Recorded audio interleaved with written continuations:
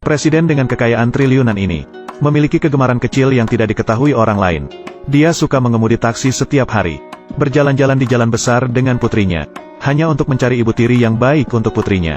Hari ini, Presiden seperti biasanya, mengemudi taksi dengan putrinya sebagai penumpang. Penumpang pertama hari ini sangat cantik dan menawan. Bahkan Presiden pun tidak bisa menahan diri untuk melihat lebih lama. Matanya selalu melihat pada wanita itu. Siapa sangka, perilakunya langsung terungkap oleh putrinya. "Ayah, jangan mengintip bibi lagi." "Nak, apa yang kamu tahu? Jangan bicara sembarangan. Berani bertindak tapi tak berani bertanggung jawab. Kalian orang dewasa benar-benar munafik." Mobil Presiden belum jauh. Namun beberapa puluh mobil mewah datang dari belakang. Taksi Presiden dikepung. "Nyonya muda, nyonya muda, nyonya muda, jangan kabur. Kamu harus patuh. Ikut aku kembali. Dan pergi kencan dengan Tuan Zeng. Bisa mengemudi lebih cepat. Sudah lama tidak ada yang mengatakan hal ini padaku. Pasang sabuk pengaman. Anak kecil, tutup matamu." Presiden memang seorang pengemudi berpengalaman yang sering berjalan-jalan. Meskipun dia mengemudi dengan santai, dia berhasil melepaskan diri dari kejaran puluhan mobil mewah itu. Dia membawa wanita itu ke tempat yang aman. Baru saja turun dari mobil, pria itu memberikan kode rahasia kepada putrinya. Putrinya segera mengerti. Dia mulai menggoda wanita itu. "Bibi, kamu cantik sekali. Jadilah ibuku." "Sen Bebe, kamu sudah menjadi lebih pandai, bukan?" "Bibi, orang jahat tadi. Mereka ingin menangkapmu dan membawamu kencan. Ayahku juga masih lajang. Bagaimana kalau kamu bersama ayahku saja?" Dengan bantuan ajaib putrinya, wanita itu tidak bisa menahan diri. Dia meninggalkan kartu namanya di saku Presiden. Kemudian dia pergi. Presiden kembali dengan puas ke kantor.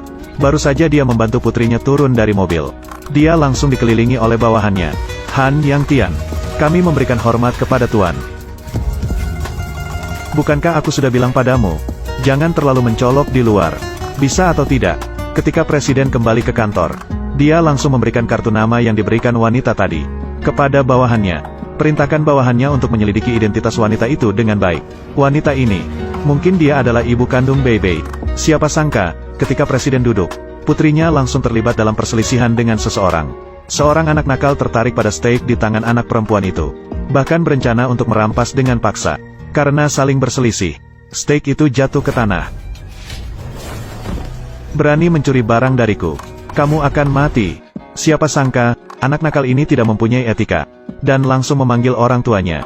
Memang benar, anak nakal itu seperti ayahnya. Ayah anak nakal itu datang. Dia hendak memukul putri Presiden. Untungnya, pada saat genting, Presiden datang tepat waktu.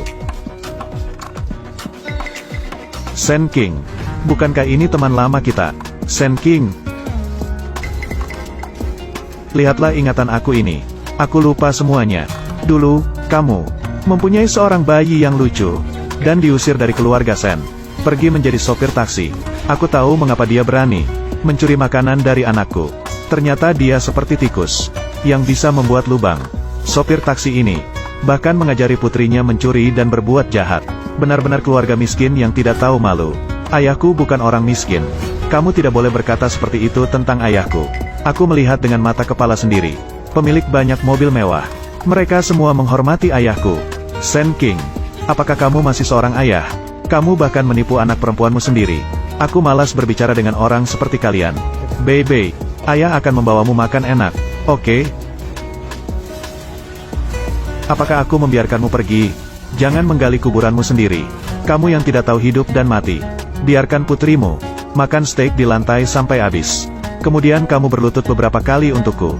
Setelah itu, aku akan membiarkanmu dan putrimu pergi. Bukankah kamu suka makan? Makanlah sampai habis.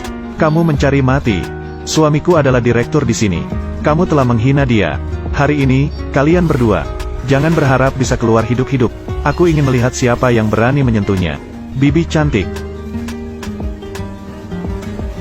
Hei, pria ini hanya seorang sopir taksi. Dan anak kecil ini juga adalah seorang anak yang tidak memiliki ibu. Jika kamu membela mereka, aku tidak akan memaafkanmu. Sayang sekali, sekarang dia adalah putriku. Bibi cantik, akhirnya kamu setuju menjadi ibuku. Menjadi ibu dengan terburu-buru. Ini pertama kalinya aku melihatmu.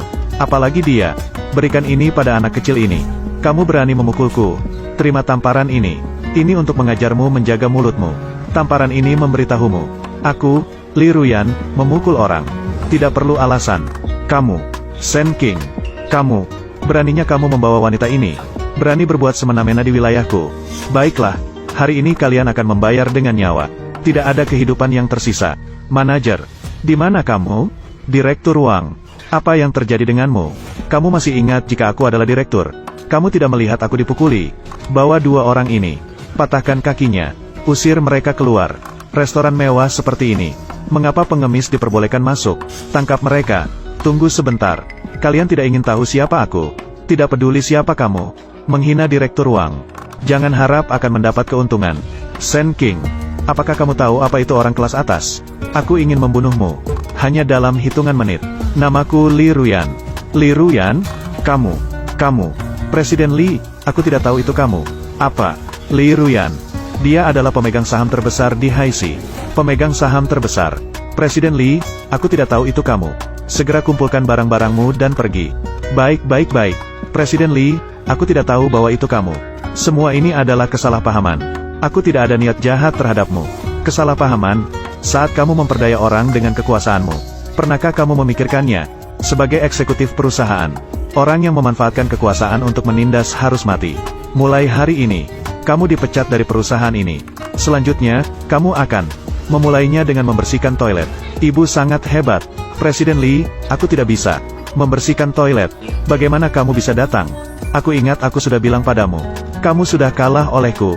Lagi pula, aku bukan datang mencarimu. Aku datang mencari Bei. Kamu tidak sehebat itu. Jika dulu, aku tidak meninggalkan anak itu. Sekarang dia pasti sudah besar. Kamu sepertinya sangat terobsesi dengan tas. Sekarang aku adalah Presiden Grup Ruyan. Dengan kekayaan miliaran. Sekarang bahkan lebih tinggi dari perusahaan yang sangat terkenal. Sedangkan kamu, identitas terbesarmu, hanya anak terbuang keluarga Shen. Bagaimana kamu bisa membesarkanku? Apa yang dikatakan oleh Nyonya Li sangat benar. Tapi, aku adalah orang yang tangguh. Tidak bisa hidup dengan santai. Di pesta nanti, aku akan ikut dalam acara yang diadakan oleh Grup Ruyan. Saat itu, akan kutunjukkan padamu kesungguhanku. Tuan, anakku, Han Xiaomou, sudah dewasa sejak kecil. Bisa mencapai hal besar. Pesta kali ini, aku harap kamu bisa memberikan kesempatan untuk menunjukkan kemampuannya. Bisa. Dia bisa mewakilimu. Di mana tempat penghormatan ibuku? Aku akan membawanya.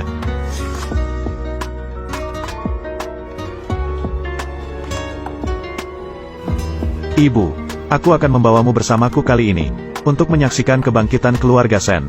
Kamu bisa tenang sekarang.